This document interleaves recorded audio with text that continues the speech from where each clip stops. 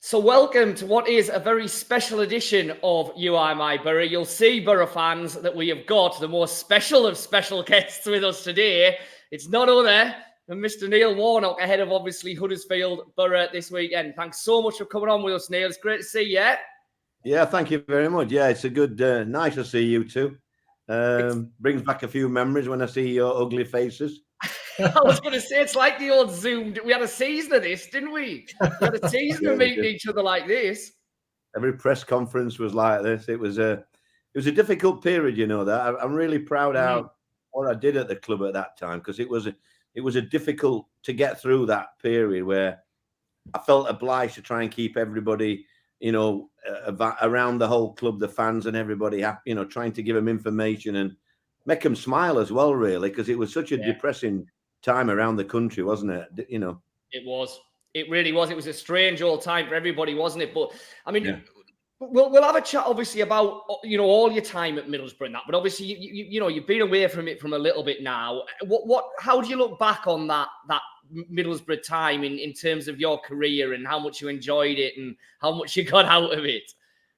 Well, I mean, you know, it's one of them jobs that I'd retired again before that. It was only when I got the call from Steve to come and help out, really, and it was a mess. I'll be honest with you. We did ever so well to stay up that year. It was we had to find a couple of away wins because it was difficult winning at home with the atmosphere. There was no atmosphere at all, so it was a real telling time. But we managed to get there. And then really it was just a matter of trying to change the club, helping the club. We got rid of all the high earners, you know, Sombalonga and Fletch and the people like that, all big money men. And I thought we steadied the club down and I thought we just calmed the waters, really. But I was disappointed when I left. Obviously, I didn't want to leave like that. But they got in a different direction. Then Steve had told me. I mean, I didn't know they were going to have a director of football. If I'm honest, I thought I should have been told before that happened.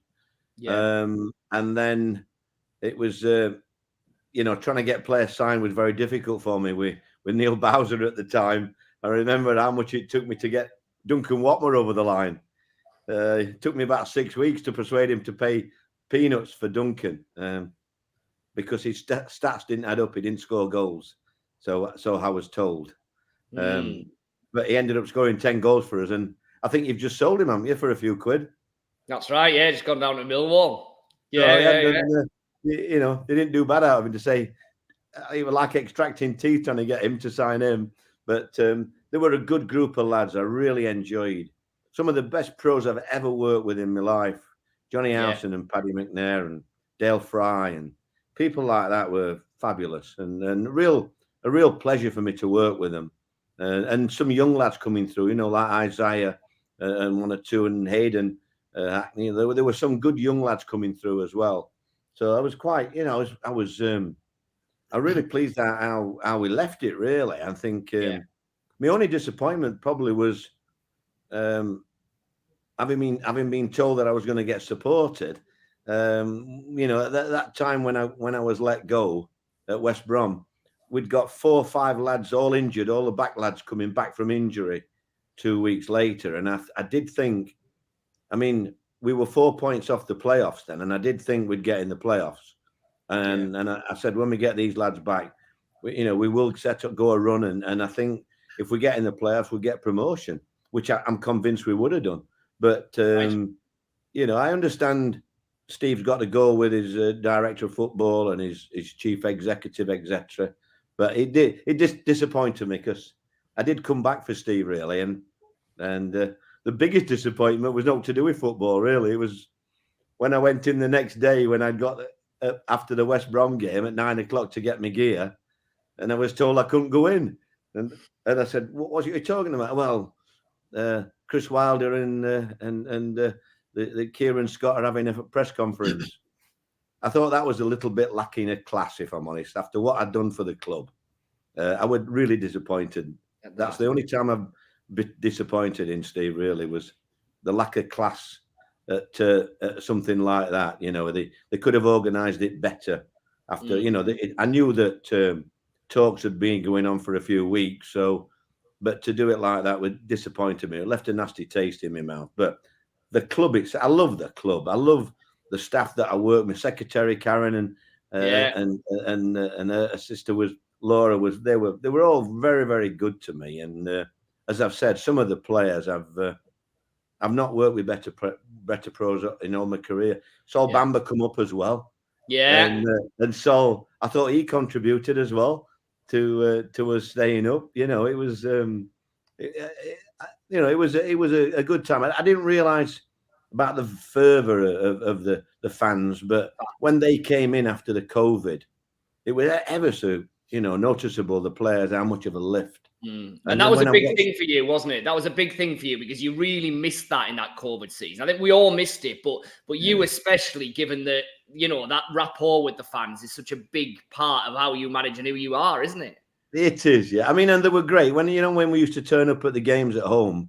When the fans come back in, there were always a group of about 20 fans, regular, or whatever time, and same away from home. You might not come out the changing room for an hour, but they'd always be there. They were really loyal fans, and I did enjoy my time up there. It was lovely. Training ground was nice, and I used to go on my electric bike all over the place, as you no doubt saw on my Twitter account. I remember ringing you once, Neil, and you answered and you were on your bike and you said ring back later, and I rang 4 hours later and you were still out on your bike. I know. To be honest, it's one of the flattest parts of the country, isn't it, up there? And I used to just take off, and sometimes I used to get lost. I remember once not quite getting me directions right. Ended up near Scotch Corner, about half a mile from Scotch Corner, and I was shattered then. And I thought, oh my God, I've got all that cycling to do to get home. But I had a few laughs on my bike. People used to, give me the hooter, and when they recognised who I was and what have you. But it was nice and healthy, and really nice. Some lovely. I mean, you don't think, no disrespect to Middlesbrough, you don't think, wow, about the beauty and all that lot. All that's around it. Around it is some fantastic places, and we were very lucky that we had a couple of years looking at that. When I was at the town hall earlier this year, Neil, or the back end of last year, and you were taken aback, and you said afterwards, slightly surprised by just how warm the reception was. Why was that? Why were you surprised by just how good the reception you got? I just didn't think, Dom, that it'd be like it was. I mean, it was very emotional, really, for me there. I didn't, the ovation that we got when they put the lights on and little things like that. It was just wow. I mean, I did really work hard at the most difficult time I've ever known in a managerial career. Yeah. I tried to keep everybody together, really, and once we stayed up, and I can't tell you how difficult it was to try and motivate players without any crowd, especially the home games. But it was a challenge that we succeeded in everything we did, and now, I'm really, I do really want the club to go forward. Now Michael's taken over. Obviously, you got your comeuppance after I left, but that's for another time. But now Michael's taken over. I'm absolutely delighted that they're doing well, and I can't see anybody stopping them going up, really. You touched on the core of the squad there, and funny enough, Johnny Howson's just signed another 1-year extension literally in the last couple of hours. So, I mean, they're still a massive part of what Borough are about, aren't they? Johnny, Paddy, Dale, the real core that you talked about. Yeah, I mean, Johnny used to be thinking he'd finished when I was there. But the thing about Johnny Howson, Michael will tell you, well, if you ever talk, he's a manager's dream. Yeah. He's always first on the list. He does everything simple. He never complicates anything. He's always 8 out of 10. I mean, you don't get players like that, really. He's lasted a dying breed in that area. And I think Michael will have loved working with him because he really does your job on the field. Because you can't be doing everything as a manager, but Johnny takes over on the field, and like I say, I have nothing but good things to say about him. And Paddy McNair, I remember you once described him to us as the best player you'd ever managed. Is that the case, or was that just kind of the classic Neil Warnock man management, like knowing how to jig him up? No, I just think when Paddy plays, I don't see anybody better. I've had some good players, and I think the difficulty with Paddy is he's done so well at midfield and then at the back, and you get to be where, are you better than anybody else in one position? Are you with me? Yeah. He's just so versatile. But I just loved that. I just loved wherever we played him. He just wanted to play. And I would imagine now, I know he's not a regular now, but when he gets his opportunities, he just comes forward and there's such a positive team, aren't they now? Goals everywhere. So I would imagine he's loving it.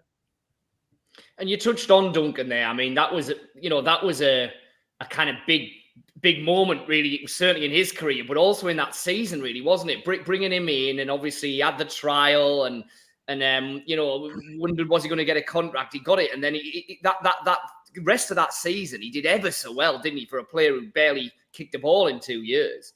Absolutely, that's what frustrated me. I mean, you talk about Britt being on that sort of money. Duncan was on peanuts, absolute peanuts, and that's what frustrated me, not being able to sign him early doors. I think it was 3 or 4 weeks before. I think I ended up ringing Steve up and saying, "Look, I'll pay his wages if you let me have any fees that you get for him." And, I think that's when we signed him. Yeah. And how does this job you've got now, Neil, how's that going? And if you keep Huddersfield up, how would that rank among the best jobs you've ever done? Oh, by far, this would be the biggest ever achievement. This is, and I'm not being disrespectful to Huddersfield. When I took over at Middlesbrough, I thought they had a nucleus of quality players and a one or two leaders as well. Over the last couple of years, they've lost the best players at Huddersfield, really. Toffolo and the other, the couple of lads that left, O'Brien last year. They've lost the goalkeeper, who I think is as good as anything in the league. So it's been a difficult one. They got a lot of young lads, but I'm glad I come, because I think if I hadn't to come, I think it would have been it was in a bit of a mess. And I think what Ronnie's like. I think we've just brought that little bit of a daylight, and I think we've enabled the club to be sold. I think Dean, I've always liked Dean Hoyle, and my wife and I, when we were up here first time, we've always had a good, nice things to say about them. When they asked us to help them, we knew it wasn't going to be forever, and it just seemed the right time to go and help, really. And they did need help, but fortunately this week, I don't know whether you saw the news, they've got the deal through now, and they've managed to sell the club, and hopefully the new owners will take it on board, because they're a good group of fans as well here. Not dissimilar to the Middlesbrough ones. They get behind a team, and really, they've made me feel really welcome. But in the same circumstances, Middlesbrough fans made me feel welcome when I came up in difficult circumstances. So it's good. I mean, it's me, isn't it, really, trying to put fires out. I think that's what I do. And but I think this would be, we've got, for example, next week we've got Middlesbrough at home, Watford away, Blackburn at home. I mean, you don't get 3 more difficult games than that, and that's been what it's been like since I've been here. We've had all the top teams to play, but I think at the moment we are managing to give good teams a game now. I think I can see that we have improved, and we can give good teams a game, and that's all you can ask out. That's all I can ask, my lad. Just do your best, and the fans will accept that. Yes, we wish we were in your shoes, going for promotion. It's a different ball game. That it's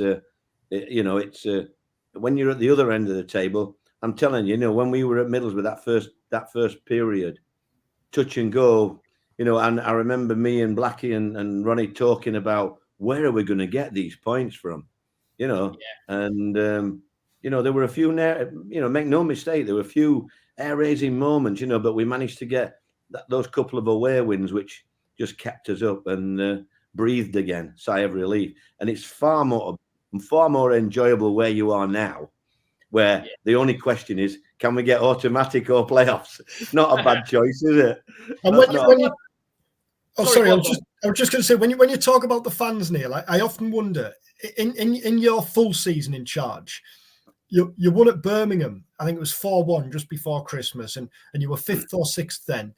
If the fans had been in and you'd been able to build that momentum and feel good factor, do you think that would have helped you over the line in the second half of the season when things just kind of fell away a little bit? Yeah, I mean, we always said that. We always knew. I mean, the way that I manage and the way that I deal with the media side with the fans, I always enjoy getting the fans on board, and I always think almost like an extra man, aren't they? And if you haven't got that, it's very difficult for certain players to push themselves in the atmosphere that we had. Are you with me? Whereas, when the fans are there, that, for example, if you make a mistake or whatever, they're going to let you know. And I think it just spurs you on a little bit more. So it was a difficult period with that. But, we were unlucky again. We had injuries at the wrong time. Are you with me? And I did find it very difficult at that period to sign the players that I wanted to sign, if I'm honest. I mean, it shouldn't be a problem now. But, when I was there, I would have liked Archer and Giles, for example, and two names that you've brought to the club. And I were after them when I was there. I mean, Neil said he had a contact down there, and so I said, well, let's get him in. And Giles was recommended to me by Paul Warne at Rotherham. And once again, we'll speak to Wolves, but we couldn't get him over the line. So, I think we could have done. I think I could have got a little bit more help in getting certain players over the line then. But hey, let's hope they learned the lesson now, and they've got all these players over the line now for Michael to take the club on, because I not only see them going up, but I see them staying up as well. Are you surprised to see Chuba 4 or 5 goals clear at the top of the goal scoring charts? Because I think we are. I mean, he was nowhere near at the start of the season, and yet he's pretty much unplayable at the moment. But I think you've got to give Michael credit to that. No, I'm not. I am surprised, because Chuba up front, didn't work hard enough, didn't do the right things for a teamwork. But now, where Michael's playing him now, he's fantastic. Yeah. He hasn't got that responsibility, and he's I mean, some of his finishing's been as good as any in the world, hasn't it? So, 1 or 2 of the goals. So, and he was a nice lad. He was all right. I mean, I was disappointed in his performances, but Michael's found that area for him, and you wouldn't swap him for the world now, would you? Yeah, sometimes it just clicks with players like that, doesn't it? Sometimes they have to go through spells where they need to get their head sorted, and then all of a sudden it works for them, Well, Steve Bruce told me the same when I asked Steve about him. He said he'll frustrate you at times, Neil, but and that's how he was with me. So. I mean, now it looks like he's found where he wants to play. He's found himself in a really good team that give him the ball in the right areas, and he's giving. I mean, you couldn't buy anybody like that now for the Championship. No. It's top goal scorer. I don't think anybody scored 20 for many years, have they? And Chuba looks like he's going to get 30 odd. Yeah. So I mean, it's fabulous. I don't mind that at all. I don't mind players. I tried and I didn't succeed with him.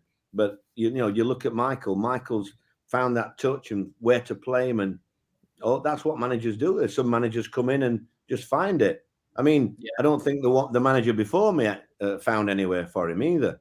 So it's, I just think that you've got to put that down to Michael and say, well done. And because it doesn't look as good if he's going to stop scoring. I mean, how we're going to stop him, I haven't got a clue. I had somebody watch the Preston game, and when I rang him up, I said, what were it like? He said, you don't want to know. So I said, no, I don't. Don't tell me. I don't want to know about them now. So on the subject of my pre-match. On the subject of strikers, Neil, Josh Coburn is a young lad who you gave a chance. Obviously, he's had a good season on loan at Bristol Rovers. Joey Barton earlier this year was saying he reckons he could go on to play for England at some point. Obviously, it's very early days, but how good is Josh? And what did you see in him that made you throw him in? Because some names, some young lads, when they come through the academy, you hear the name for years and years and years. That wasn't necessarily the case with Josh, was it? And yet you obviously saw something and put him in from nowhere, really. It was the sausages, wasn't it? It was the sausages from his dad. I know. I mean, I just liked his attitude. I thought he was smashing, lad. And when I watched him in the game, when we brought him up a few times to train with us, he was as good a finisher as there were at the club.